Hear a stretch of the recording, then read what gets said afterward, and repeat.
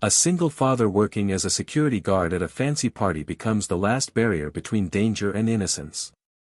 When a gunman appears, he makes one final choice, to shield a stranger's daughter with his own body. But his sacrifice comes at the highest price, leaving his own child behind, forever changed by his heroic last stand. Before you watch full story, comment below from which country are you watching. Don't forget to subscribe for more amazing stories. The rain hammered against the cracked windows of the small apartment like angry fists demanding entry. Inside, David Chen sat at the edge of his daughter's bed, watching her sleep. Emma was 7 years old, with dark hair that spread across her pillow like silk threads. Her breathing was soft and steady, the only sound that brought him peace in this cruel world. David pulled the thin blanket up to her chin.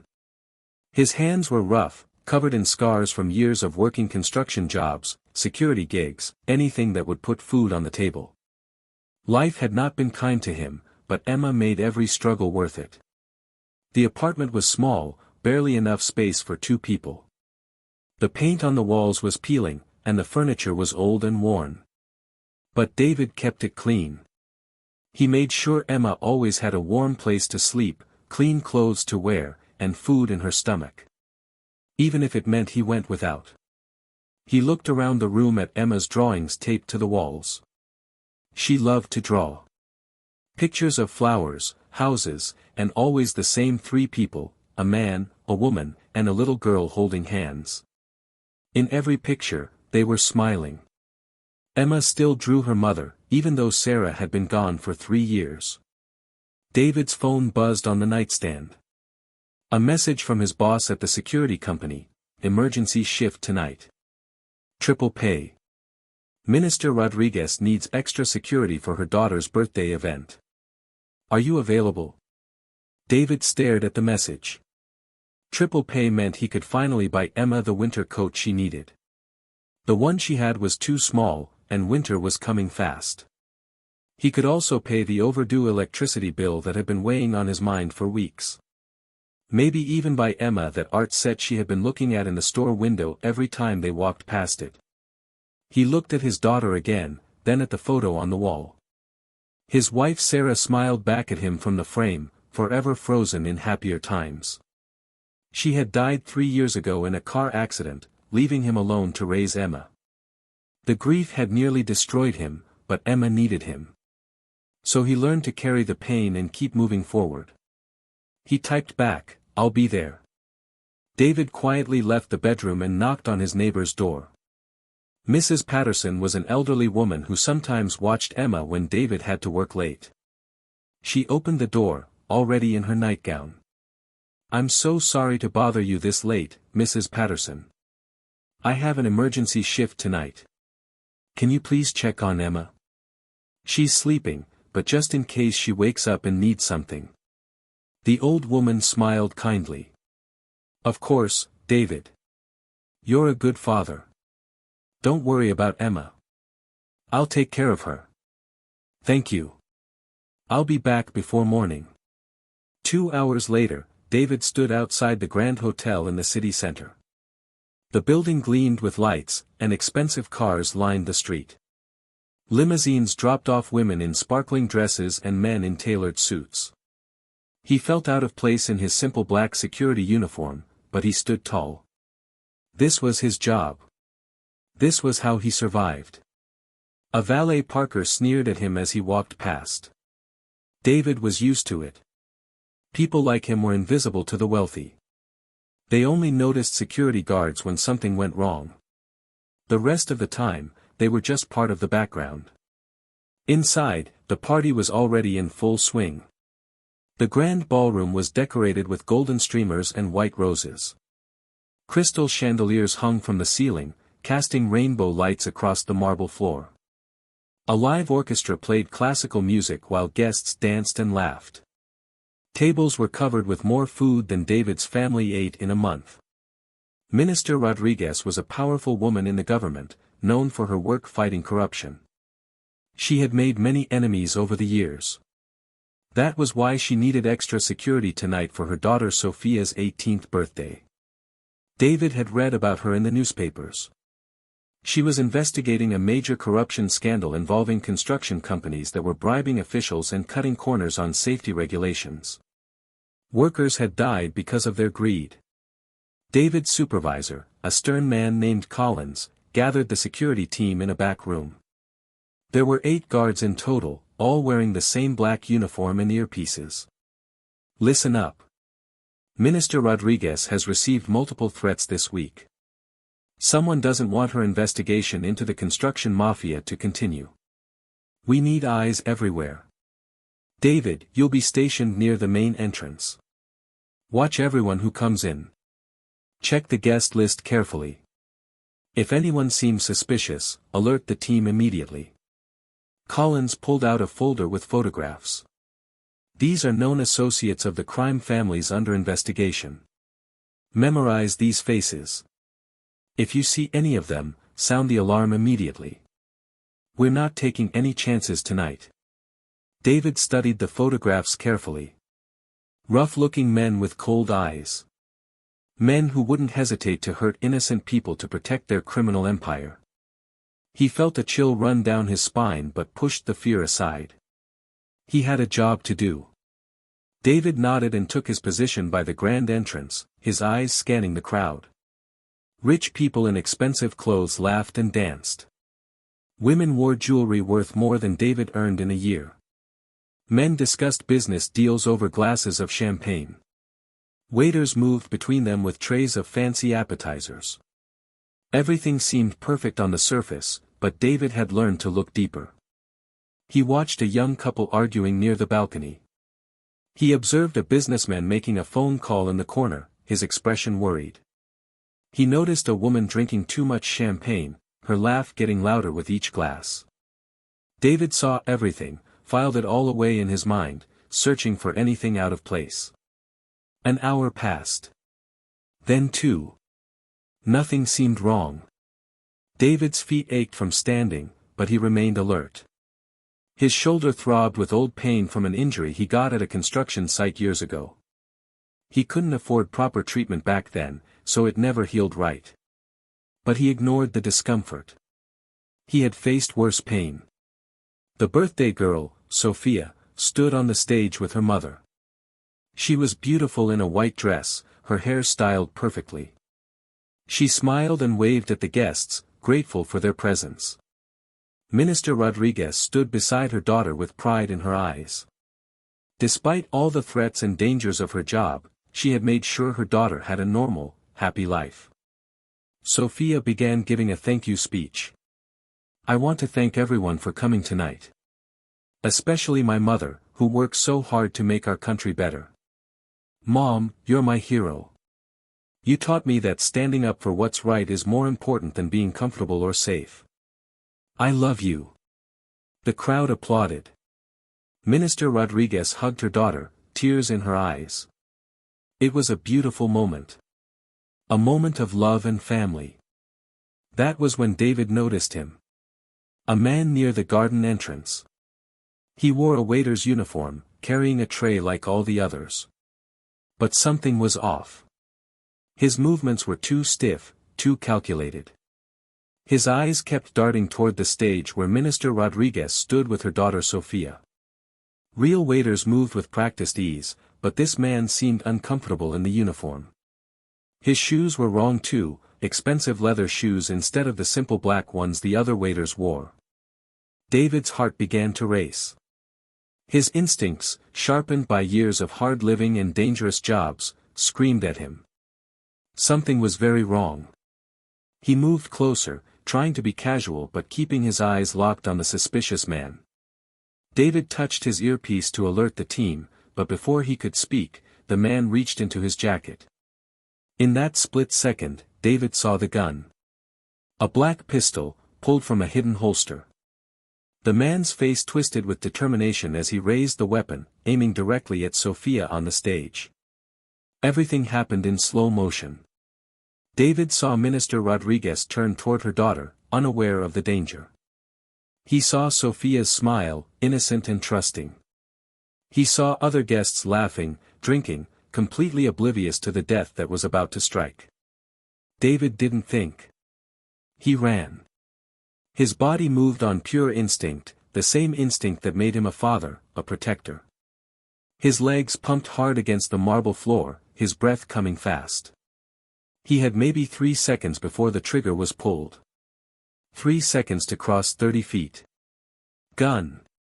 David shouted at the top of his lungs, throwing himself in front of Sophia just as the first shot rang out. The sound was deafening in the enclosed space. Screams erupted from the guests. People dove under tables, ran for exits, scrambled away from the violence. The bullet hit David in the shoulder. Pain exploded through his body like fire, white-hot and consuming. His left arm went numb instantly. But he stayed upright. He couldn't fall. Not yet. Sophia was behind him, vulnerable. David pushed Sophia down, covering her body with his own. He looked up at the shooter, their eyes meeting for a brief moment. The man's eyes were cold, empty. He was just doing a job, same as David. But their jobs were on opposite sides of the line between good and evil. The second shot came. David felt it tear through his chest, just below his heart. This pain was different. Deeper. He knew immediately it was fatal. He had seen enough death to recognize it when it came for him. The world tilted. David's legs gave out. He fell to his knees, blood spreading across his uniform like spilled wine. The white marble floor turned red beneath him. His vision blurred, but he could still hear. Screaming. Running footsteps. Sophia crying beneath him. Other security officers tackled the shooter to the ground.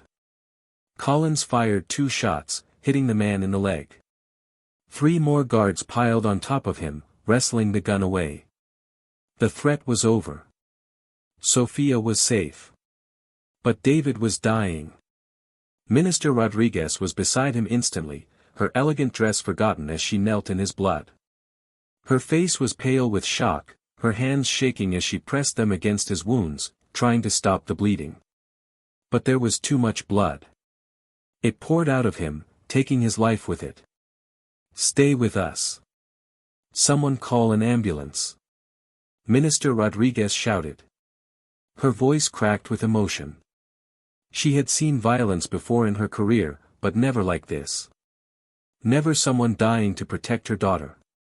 Medical staff from the hotel rushed over with first aid kits. A doctor who was attending the party as a guest began working on David, but even he knew it was hopeless. The chest wound was too severe. The bullet had done too much damage. But David wasn't thinking about himself. Even as death closed in, he thought only of his daughter. Emma. Emma with her bright smile and her love for drawing. Emma who still asked when mommy was coming home. Emma who woke up from nightmares and needed him to hold her until she felt safe again. Emma who needed him. My daughter, David whispered, his voice weak and wet with blood. Emma. She's 7. Please, someone has to tell her I love her. Tell her I'm sorry I couldn't stay. Tell her to be strong. Tell her I'm with her mommy now. Tears ran down his face, mixing with the blood. His biggest fear wasn't death. It was leaving Emma alone. She had already lost her mother. Now she would lose him too. She would be an orphan. The thought broke his heart more than the bullets did. Sophia crawled out from under the table where other guards had moved her. Her white dress was covered in David's blood. Her face was streaked with tears. She looked at the man who had saved her life, this stranger who had sacrificed everything for her. You saved my life, Sophia sobbed. You don't even know me, and you saved me. Why? Why did you do it? David looked at her with fading eyes. Speaking was difficult, but he forced the words out. You're somebody's daughter. Just like my Emma. Every child deserves to live. Every child deserves to go home to their family. Those words hit everyone like a hammer. This man, this simple security guard, saw no difference between the rich minister's daughter and his own child living in a poor apartment. To him, all life had equal value. All children deserved protection. The ambulance arrived within minutes, but it felt like hours. The paramedics loaded David onto a stretcher, working frantically to stabilize him. They put an oxygen mask over his face and started 4 lines. But everyone could see the truth in their expressions. He was dying. Minister Rodriguez climbed into the ambulance with him. "I'm coming with you. You're not dying alone." At the hospital, doctors fought to save him. They rushed him into surgery, a team of 5 working together. They opened his chest, tried to repair the damage, pumped him full of blood to replace what he had lost. But the second bullet had pierced his heart. There was nothing they could do. No miracle they could perform. David Chen died at 11:47 p.m., 3 hours after he had kissed his sleeping daughter goodbye. His last word was, "Emma." In the surgical waiting room, Minister Rodriguez sat with her daughter. Both women were still covered in blood. Neither had thought to change clothes. Sophia was shaking, going into shock. Her mother held her close, but she was barely holding herself together. When the doctor came out, still in his surgical gown, his face said everything. Minister Rodriguez stood up slowly, dreading what came next. "I'm sorry," the doctor said quietly. "We did everything we could, but the damage was too extensive. He lost too much blood. The bullet to his chest, there was nothing we could do." Minister Rodriguez felt something break inside her. This man, this stranger, had died protecting her child. And now his own child was alone in the world. He kept asking about his daughter, the doctor continued, his voice heavy with sadness. "Emma." He said her name until the very end. He was worried about who would take care of her. His last words were asking us to tell her he loved her. Sophia collapsed into a chair, sobbing uncontrollably. The reality of what had happened was sinking in. A man had died for her. Given up his life, his future, his daughter, everything, so that she could live. Minister Rodriguez asked the hospital staff for information about David Chen. Within an hour, she learned everything. She learned about his wife who died 3 years ago in a car accident. She learned about his struggles to raise Emma alone, working multiple jobs, living in a tiny apartment. She learned about the double shifts and the constant worry about money. She learned about a man who worked himself to exhaustion just to give his daughter a decent life. She learned that David had been scheduled to work a different shift originally, but had taken this job specifically because it paid triple. She learned that the money was for a winter coat for Emma. She learned that he had only $37 in his bank account. She learned that he had been 3 months behind on rent. And she learned that Emma was currently with an elderly neighbor, waiting for her father to come home. Minister Rodriguez stood in the hospital hallway, looking at David's information file. 34 years old. Veteran. Widower. Single father. Hero. Dead. She made a decision in that moment. A decision that would change her life and Emma's forever. "Get me the address," she told her assistant. "I'm going to tell his daughter what happened. And I'm going to make sure she's taken care of. This man gave his life for my child. The least I can do is protect his." The news spread quickly. "Security guard dies saving minister's daughter," read the headlines. Television news showed footage of the party, the shooting, the aftermath. They showed pictures of David in his security uniform. They interviewed witnesses who described his bravery. But to Minister Rodriguez, he was more than a headline. He was a hero. He was a father. He was a reminder of everything good in humanity. The funeral was held 3 days later. The sky was gray, matching the mood of everyone gathered at the cemetery. Hundreds of people came. Fellow security guards in uniform. Construction workers David had worked with. Neighbors from his building. People he had helped over the years. And wealthy people from the party who had witnessed his sacrifice. Emma stood beside Minister Rodriguez, small and lost in a black dress that the minister had bought for her. The little girl didn't fully understand yet.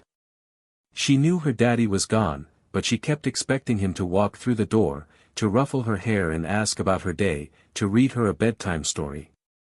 Mrs. Patterson stood nearby, crying into a handkerchief. She had been the one to tell Emma when Minister Rodriguez came that night. She had held the little girl as she screamed and cried, as she called for her daddy, as her heart broke into a million pieces. Minister Rodriguez knelt beside Emma, her own eyes red from crying. "Your father was the bravest man I ever met. He saved my daughter's life without hesitation. He didn't think about himself. He only thought about protecting someone else's child. He was a true hero." Emma looked up with red, swollen eyes. Her voice was small and broken. "Will he come back? Mommy went away and never came back. But Daddy said he would always be here for me. He promised." The question destroyed everyone who heard it. Minister Rodriguez pulled the little girl close, tears running down her own face. "No, sweetheart. But he will always be with you. In your heart. In your memories. And I promise you something right now. I will never let you face this world alone. Never." That promise was not empty words. Minister Rodriguez took Emma into her home that very day. She and Sophia became Emma's new family. They could never replace David or Sarah, but they could honor David's sacrifice by loving his daughter the way he would have wanted. But the story didn't end there. Minister Rodriguez was consumed by rage and grief.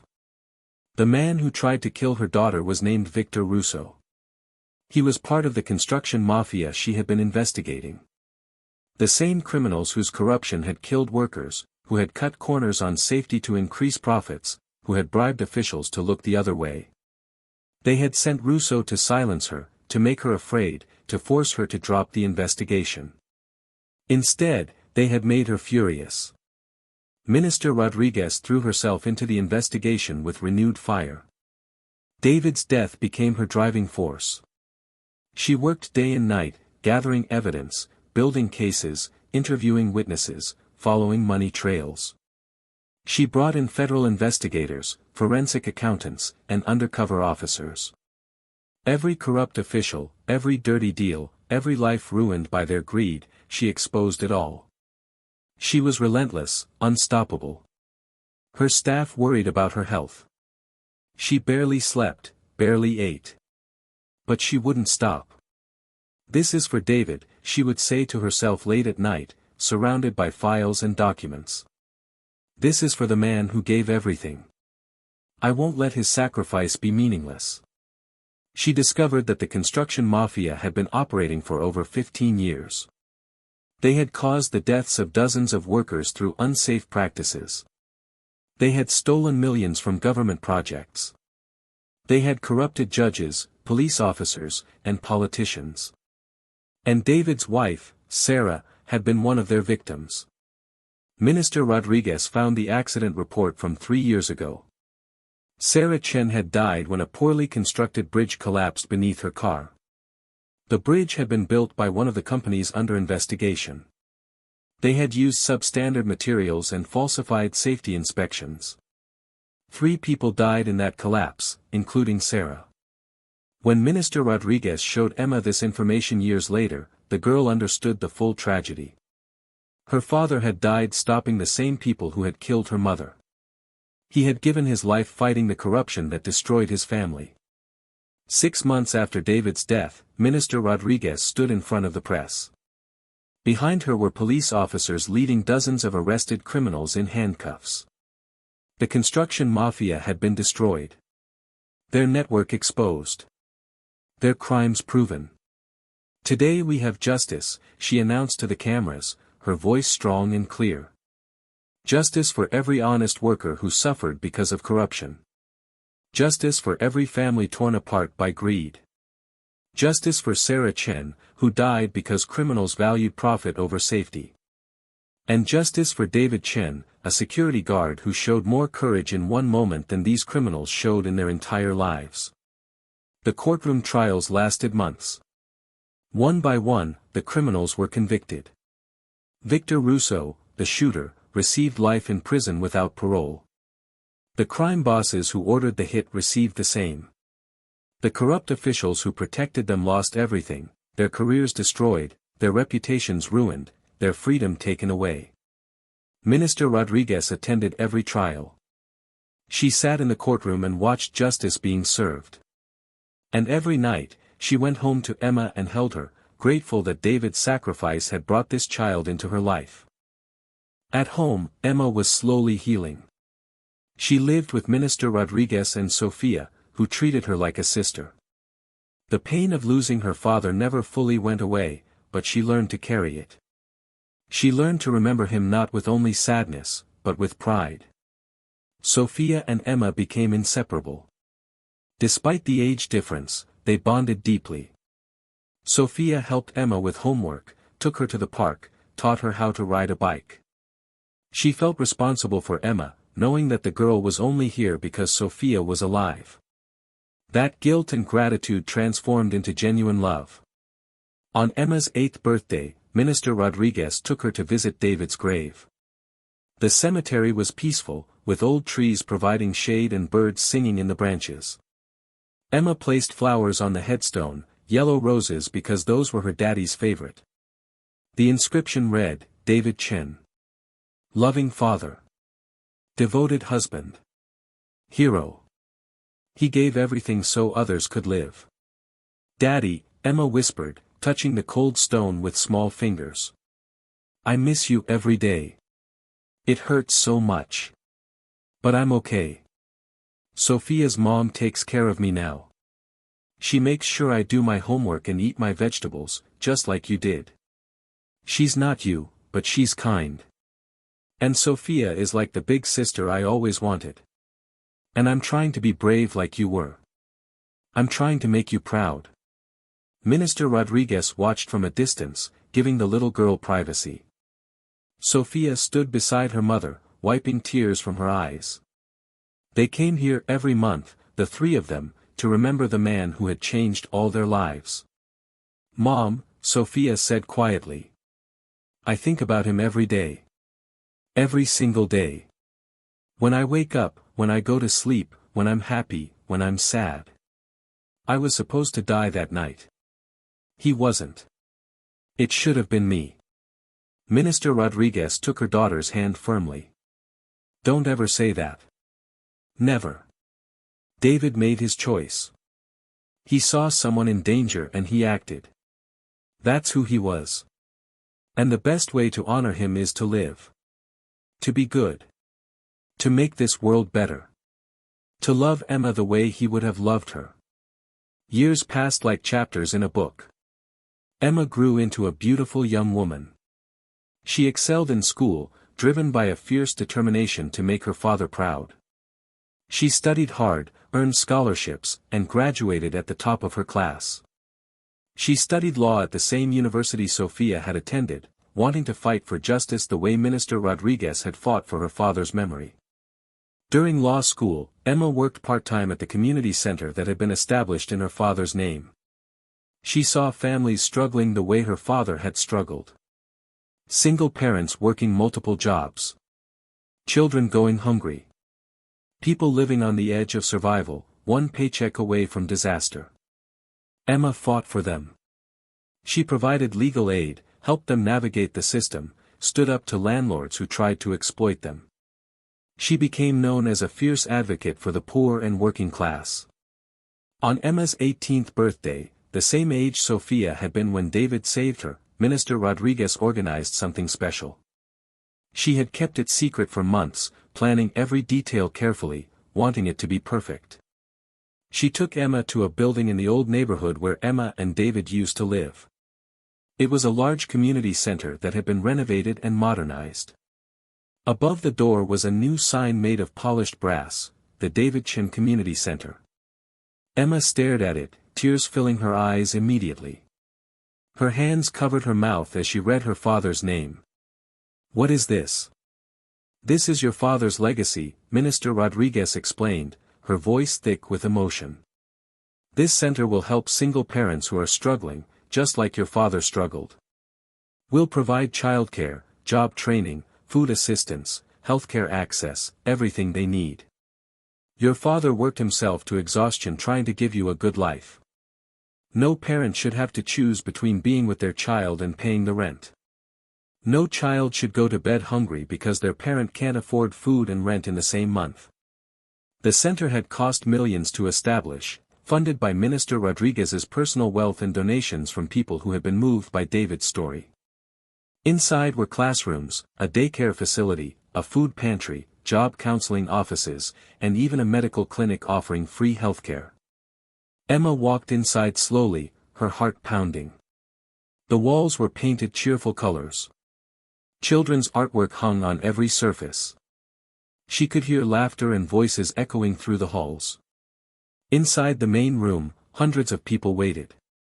They were families from the neighborhood, people who had known David, people who had heard his story and been inspired by it. When they saw Emma, they began to applaud. Some were crying.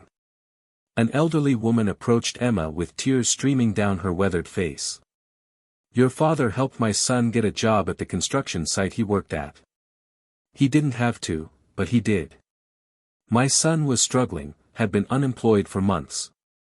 David talked to his boss, vouched for him. Your father saved my family.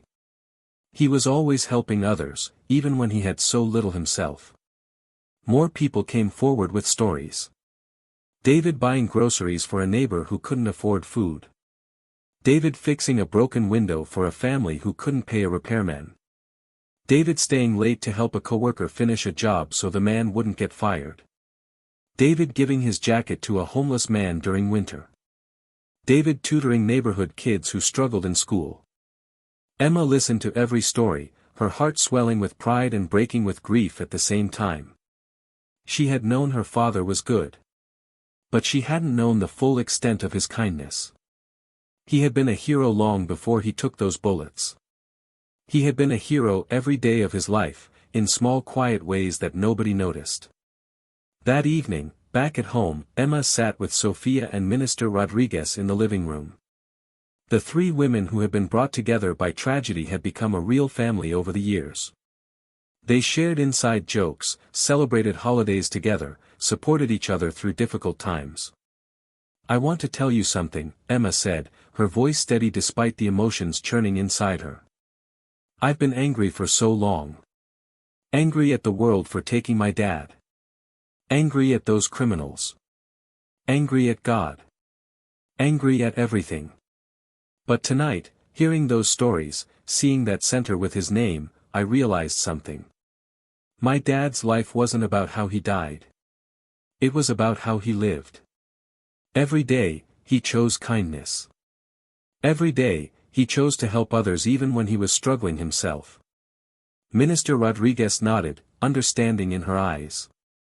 Your father taught us all something important, Emma. He showed us that real strength isn't about power or money. It's about doing the right thing, even when it's hard. Especially when it's hard. It's about seeing someone who needs help and choosing to help them, even if it costs you something. Sophia added, wiping away tears, he saved my life, Emma. But more than that, he changed it. I used to take everything for granted. I lived in this bubble of privilege and didn't think about people who were struggling. After that night, I stopped wasting time. I stopped caring about superficial things. I started working with Mom to help people. I became a social worker because of your dad. Because he showed me what really matters. Not fancy parties or expensive clothes, but making a difference in someone's life.